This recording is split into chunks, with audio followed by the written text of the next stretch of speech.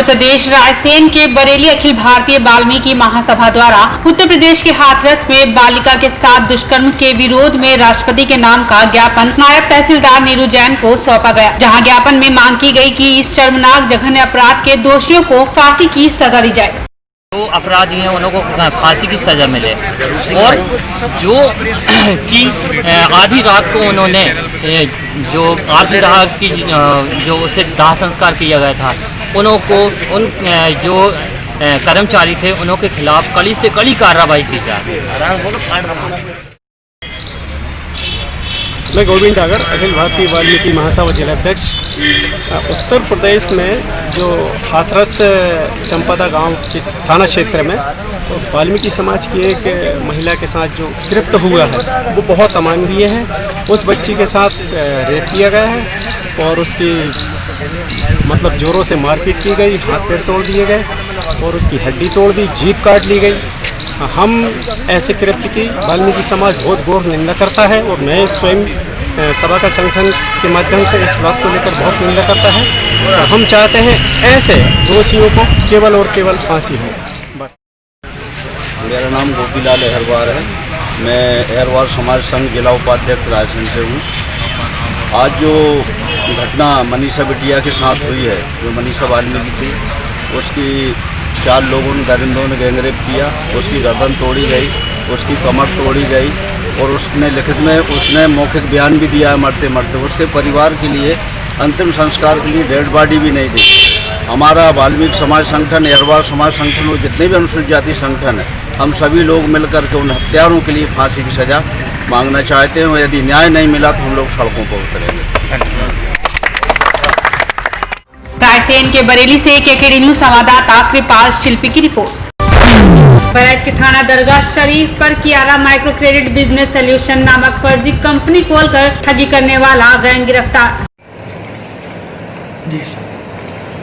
थाना दरगाह पुलिस के द्वारा आज अंतर जनपदीय फ्रॉड करने वाली एक कंपनी के गिरोह के सदस्यों को पकड़ा गया है, जो Kiara micro credit business solutions नामक फर्जी कंपनी खोलकर और ग्राहकों को फाइल तैयार करने के नाम पर एक पेशगी रकम लेती थी और ये रकम 4,000 से 5,000 रुपये के बीच में होती थी।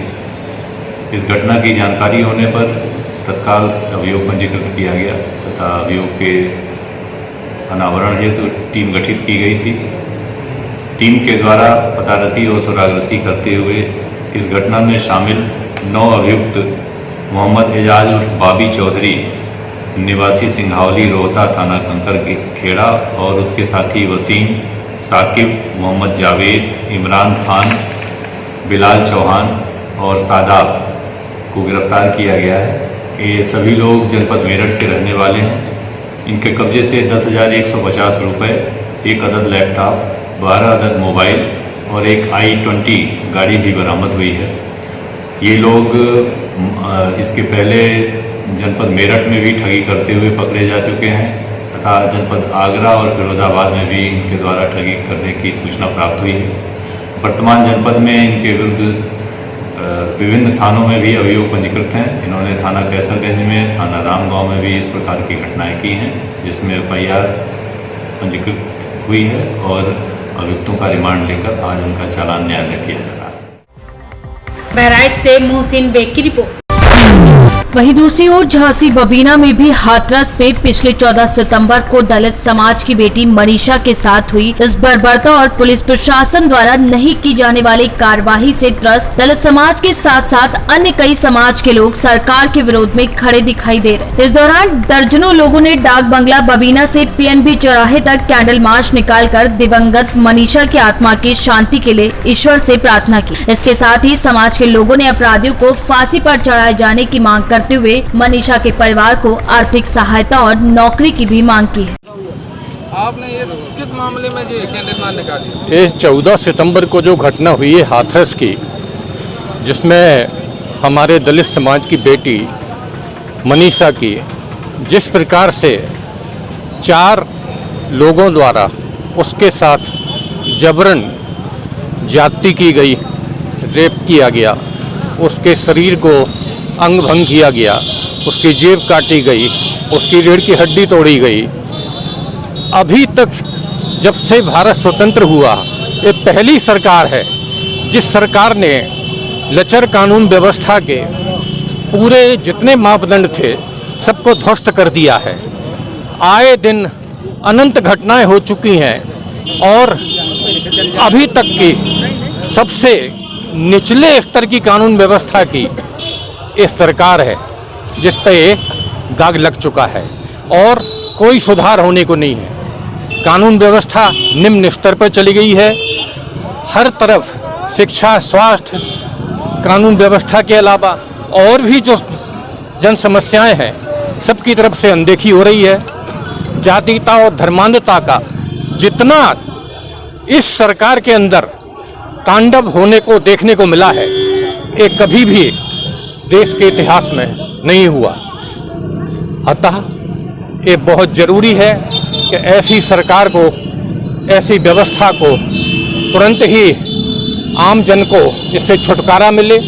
हम लोग अपनी आवाज़ आम जनता तक, शासन प्रशासन तक ये पहुंचाना चाहते हैं और ये भी चाहते हैं कि तुरंत ही इस घटना में, जो कि अभी तक पुलिस प्रशासन द्वारा जो देरी की गई और जानबूझ के इस घटना को टाला गया, ऐसी कई घटनाएं जो हुई हैं, सेंगर का जो कांड हुआ उन्नाव का, तुम्हारे उसके अलावा चिन्मयानंद वाला जो कांड हुआ, अनेक घटनाएं हैं जो इस सरकार के ऊपर एक माथे पे एक कलंक है।